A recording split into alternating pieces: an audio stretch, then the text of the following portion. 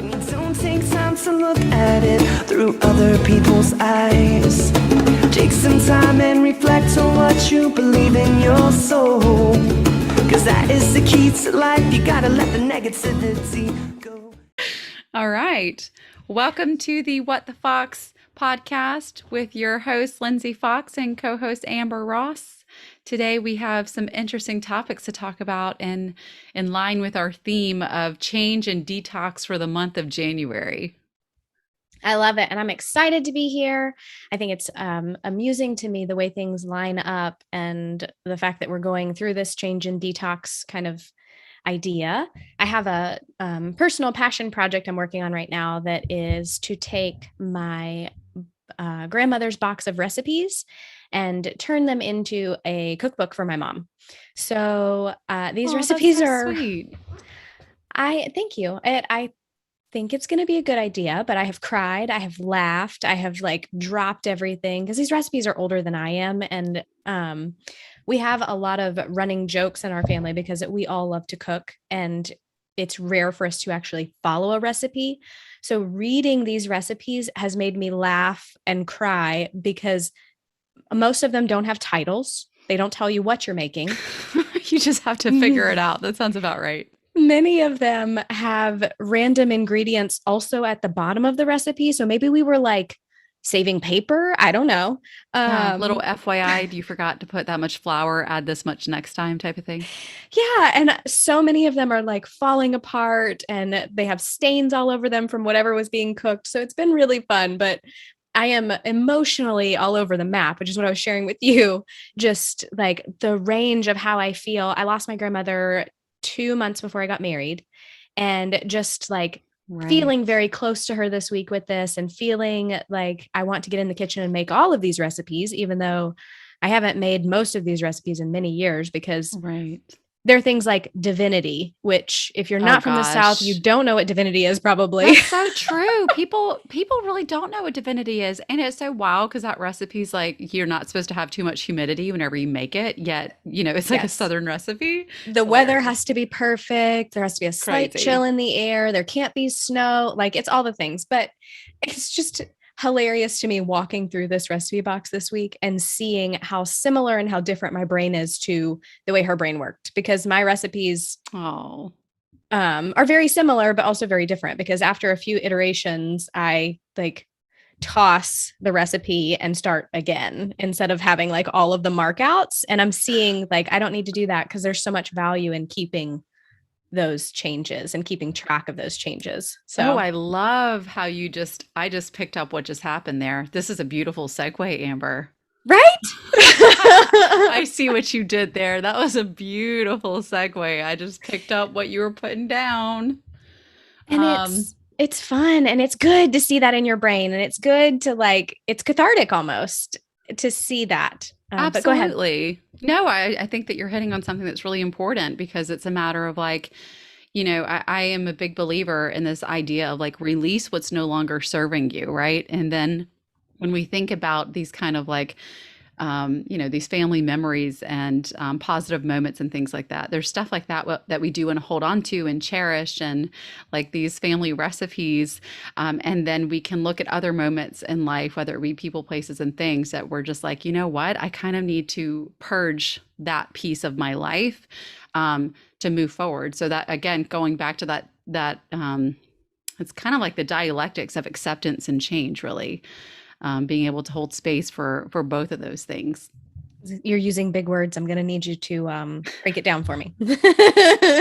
So like dialectics is like whenever you're experiencing, it's like when you experience two opposing emotions occurring at the same time. So like this idea of acceptance co-occurring with change it can be a hard one to hold at the same time, right? So you're talking about your grandmother, and when we think about, fun pastimes or what have you, it's like this idea of, being totally present with where we are in the moment and understanding that change is happening and simultaneously holding space for that acceptance for what is or what was, and that we're moving forward.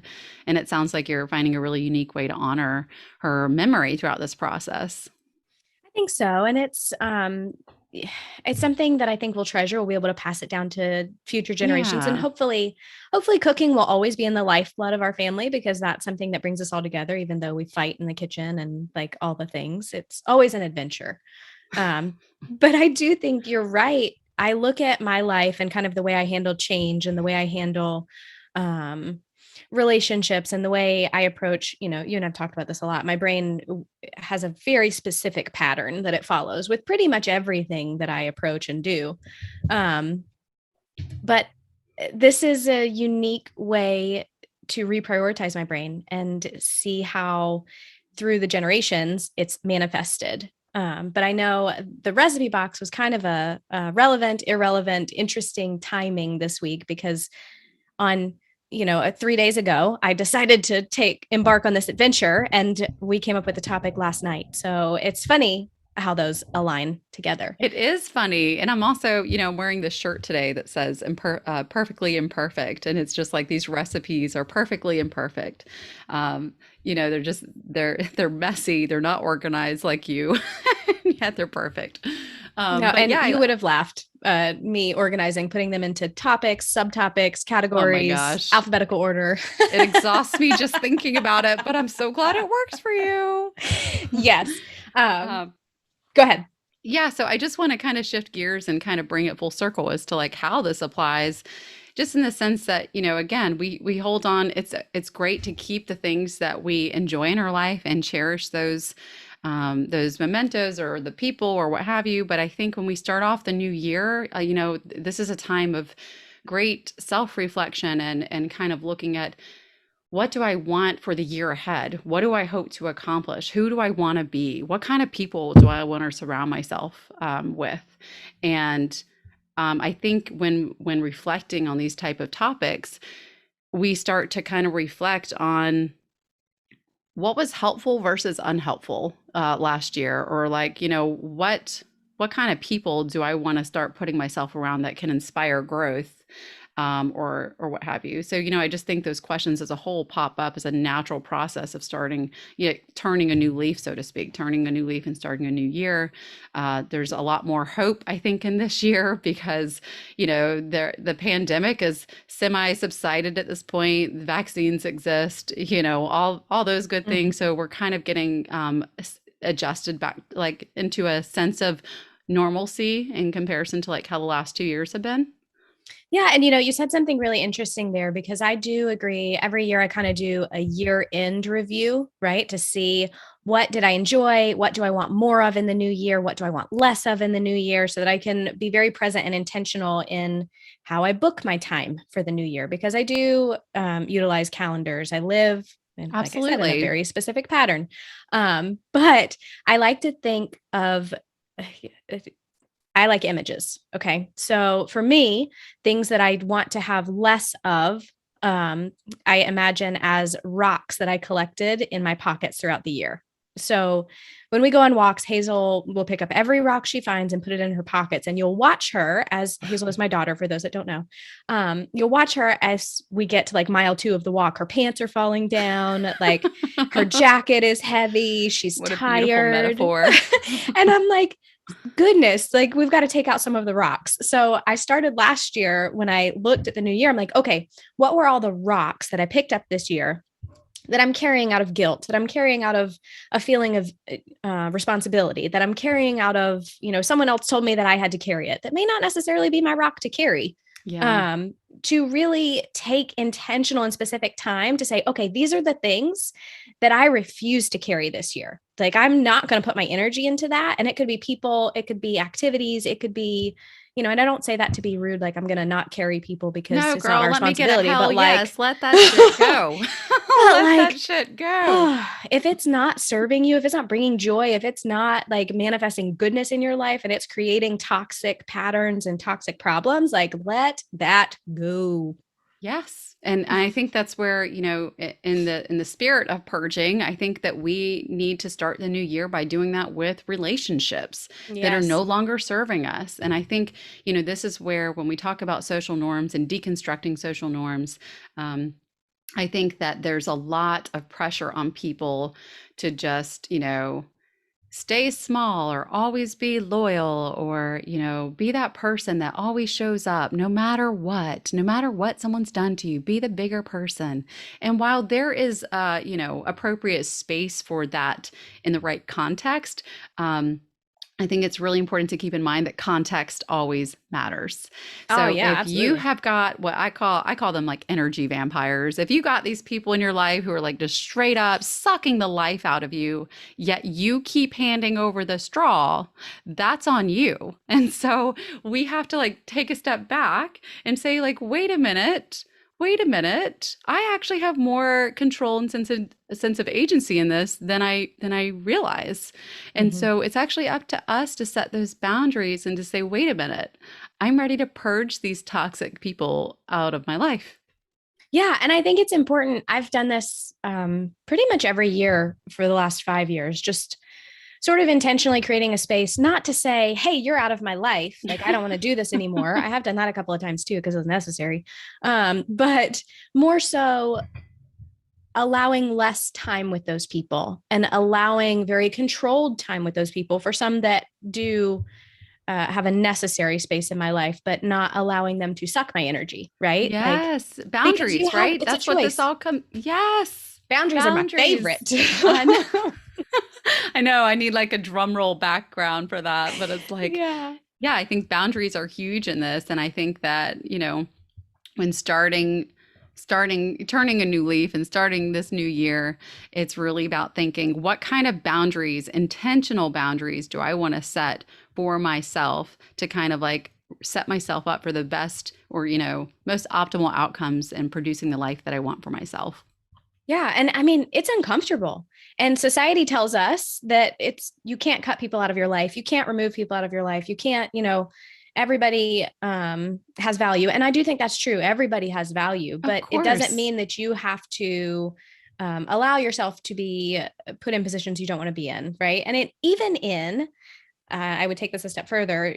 I think we've kind of referenced toxic relationships. We've kind of talked about energy vampires, like um, negative relationships. There are some relationships that exist in your life that you're giving your energy to that aren't serving you, but they're not necessarily negative. Like they could be taking space and energy away from goals that you're working towards. They could be taking time away from more important or more fulfilling relationships. So I think it's not always like, oh, this person's abusive, I need to remove them. Yes, you do. But that's not the Right. only avenue or the Absolutely. I only wonder if you focus. want to say more about that, just even like in the context of an example of like I can think of a relationship like that, for instance, where it's like I have a friend who they're just not in a good emotional space right now, and my Mm. heart goes out to this person. And I'm not in a position to want to be the primary support system to that individual, even though I love and care about them very much. Yeah. And that's super important because right now, especially with everything we've all endured over the last couple of years, emotions are high, tensions are high, everything is so hard. And I have a couple of those relationships too, where I've had to kind of create a little bit of a distance to say, hey, I think you need to seek professional guidance here. I don't think I'm equipped. And honestly, like I don't have the energy, the endurance, the what I need to carry these rocks for both of us, right? Because I think sometimes we do want to be there for our friends. We do want to be caring. We do want to show up, but it's not always healthy and it's not always beneficial to either party in that case. Yeah, absolutely. And I think it's also important to look at, why are we, right now we're talking about, the healthy aspect of letting that stuff go. But Sure. I think, for all intents and purposes, you and I have been through a lot of stuff in life, and a lot of our own self-help journey to get us to where we are today. And not everyone has had the ability to kind of work through their stuff to the extent that we have, in the sense that, it's hard freaking work, and you've got to be in the right space to get there. Um, and I think, for anyone who's listening who is in this space of like, yeah, I hope to get there one day. I think it's also important to look at like what's keeping you stuck, right? It's like, what is keeping you stuck in this space where you're not seeing that change? you're not seeing you moving forward in the direction that you want, even though you feel like maybe like I'm trying and I did stand up for myself here, but not there. And, I want to do better in this. And I think that we do have to look at some of the social components that keep us settling for less just because it's available type of thing. Yeah, I think you're right. And I think for me, obviously I can speak from my experience, not necessarily from anyone else's, but I think I stayed in some of those same patterns and some of those same ideas because it was comfortable, because it was like, quote unquote, the devil I knew, right? Because like if you Yeah. always know what you expect, you can never be let down. You can never be surprised. You can never, like, none of that is an issue. And for someone like me who has a tendency to want to control situations and, have things to fall into a prescribed pattern, that is very attractive to know.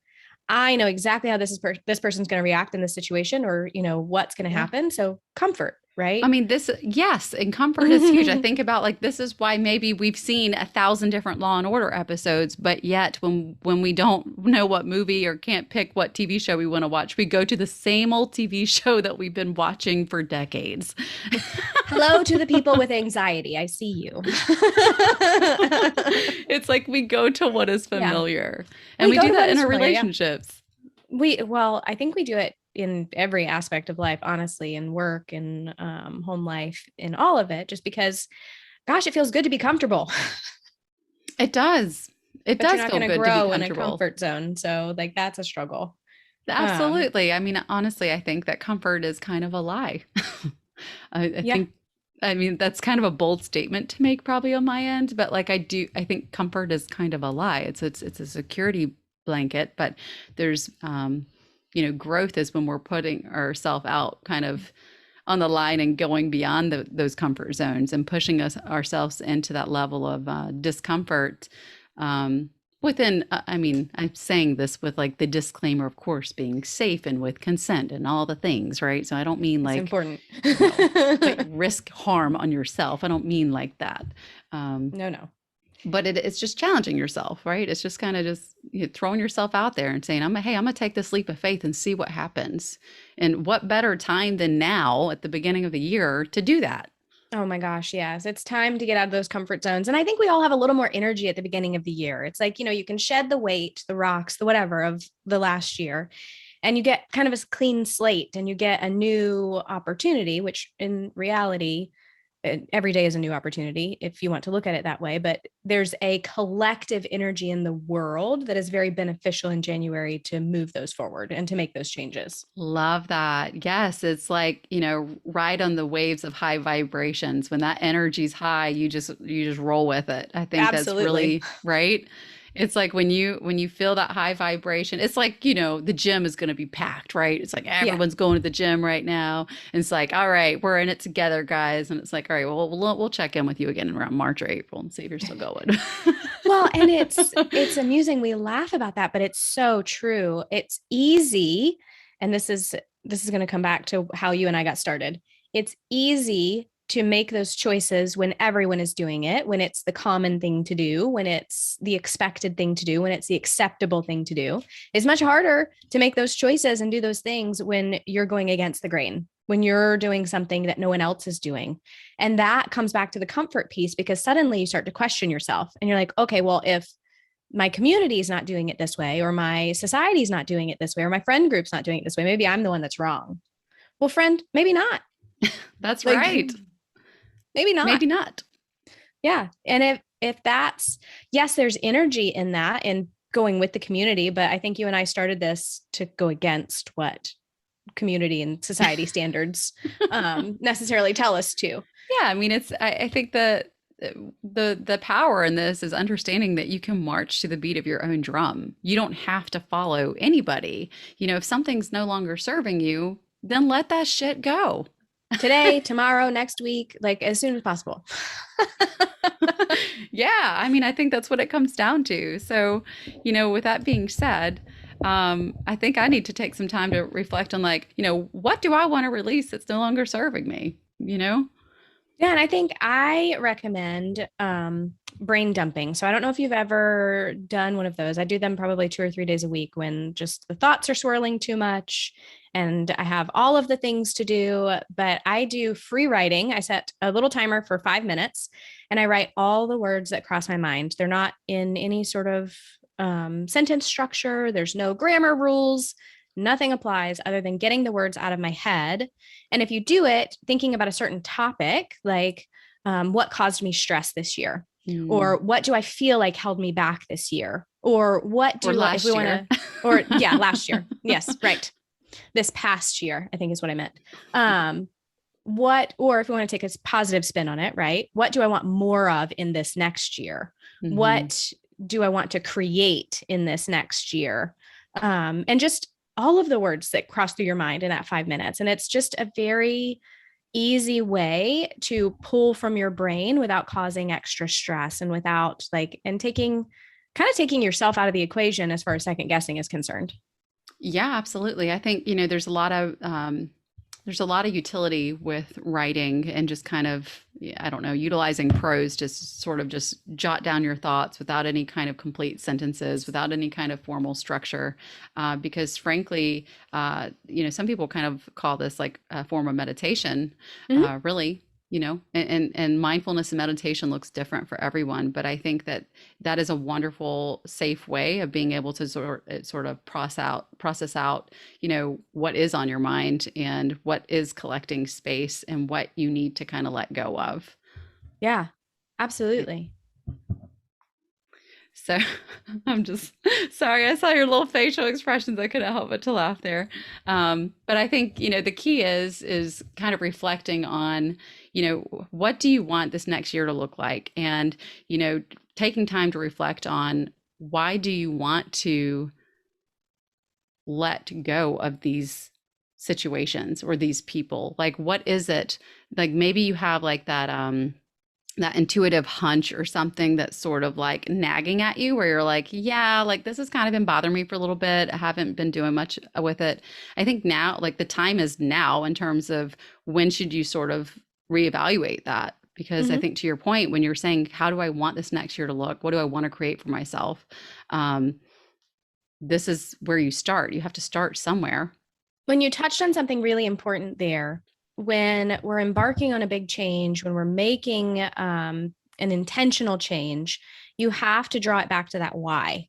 You have to know why it matters, even if it's a gut feeling, an instinct, that why. And I call it when I'm working with my wellness clients, that why power. Like willpower is one thing, why power is far greater, and it will carry you further once the newness of, the excitement of everybody's going in this direction wears off. When you know your why, and it's one that's very powerful, very strong for you, then it makes everything else fall into place. And it helps you from second guessing the choices that you're making because you've taken the time to determine this is what I want and here's why. Absolutely. It's establishing standards. It's establishing standards. And I think, this is like a whole nother topic for another day, but like whenever I think about standards and perfectionism and, this unwavering sense of loyalty or insane loyalties, I call them to some people, where it's like, there are no boundaries. But I also have noticed like, when there's high achieving individuals who are very perfectionistic, those are, it's like, that's a perfectionistic standard. That's really not one that somebody can, attain or acquire because perfection doesn't exist. But when we think about setting a high achieving standard for ourselves, that all of a sudden becomes a little bit more attainable. And I think that's where your why power is in this, because it's like, all right, what kind of standards do I want to set for myself?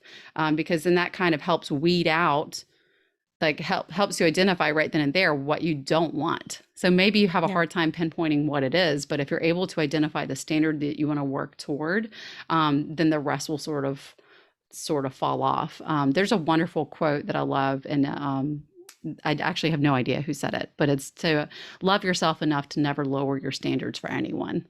Absolutely. Right. And Absolutely. I think that's where that why power comes in. It's like, if you know what your standards are for self-love or to be loved, we're not going to allow that toxicity to sort of bleed through or creep up and steal our joy. Absolutely. And that's the point of it, right? Like, I think we're mostly all here to do no harm, right? But I think sometimes um, sometimes we're good at that, sometimes we're not. But it's important to set the boundary, to notice it, to communicate it. And if it doesn't change, have no shame or guilt releasing it, because so often we're made to feel um, guilty for doing what's best for us because that's selfish and that's not for the greater good. But it really is, because when you're walking in your joy and you're walking in your path, then you're spreading that to the collective community around you, which goes back to the high vibrations conversation we already had. So if each of us is doing that and really being honest and truthful, and I mean, that raises the vibration for the whole world, which ultimately is goodness for everybody. Right? See, now we're just going to tackle the whole world. We're going to change The whole world. Yes. With one toxic relationship released at a time. That's right. Yeah. And speaking of, I mean, this is very personal, but again, like, hey, I'm hoping to like mark that off my to-do list this month, as a matter of fact. Yes. Yes. So for those of y'all who don't know the full extent of my story, I have been waiting almost 2 years for a divorce to finalize. And so that is supposed to finalize at the end of this month. And we are just keeping our fingers crossed that for once and for all, that can be something that is like released, because it's no longer serving me. It's no longer serving me, and that's okay. So it is. And it's good. You don't have the shame and the guilt and, any of that, because no, girl, I had to work through that shit a while ago. This has been a journey, but yes, it has been almost 2 years now. And I'm just like ready to move on and turn a new leaf and start over in all the best ways. So what a great way to end January, right? The time of change and detox. You said a mouthful there, my friend.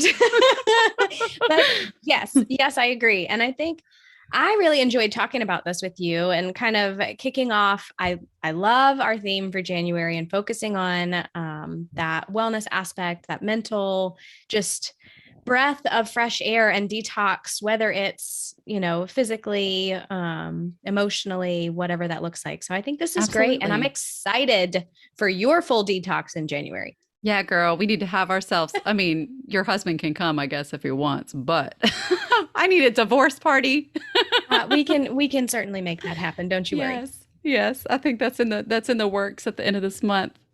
Oh, hey, I would like an invitation, and I'll be there with bells on. It's there, bells and whistles. It's coming, baby. Anyway. It's been great to kind of touch on some of this stuff, but I do think we have a lot more in store that will be really great to sort through. And also, just of note, we do have guest speakers. So we do have a lineup of guest speakers that we hope to have come on with each of our kind of themes for the month. And I think that'll be something fun to follow along with. These people come from all walks of life to share their stories as well. But I think, as we kind of conclude today's episode, I would love to encourage folks to go to Instagram. Our handle is What the Fox Podcast. And we'd love to learn more about what are you releasing? What are you detoxing, right? What are you purging for 2022 so that you can, put yourself out on the right foot, start this year the right way to create the life that you want for yourself. Yeah, I agree. And I would encourage you also, if you want to share your story with us, if you want that to be something that we share on your behalf, you can send us an email at whatthefoxtales@gmail.com, and we'll be super thrilled to read that and walk through it with you, whether as a potential guest speaker or as part of our sharing and caring. So I'm right. excited. I love that. I'm excited. I think this is a great discussion, Lindsay. Thank you so much. And thank you all for listening. We're grateful for y'all. All right, guys, until next time. See you later. And we all sing, everything is gonna be just fine. It's gonna fall into place.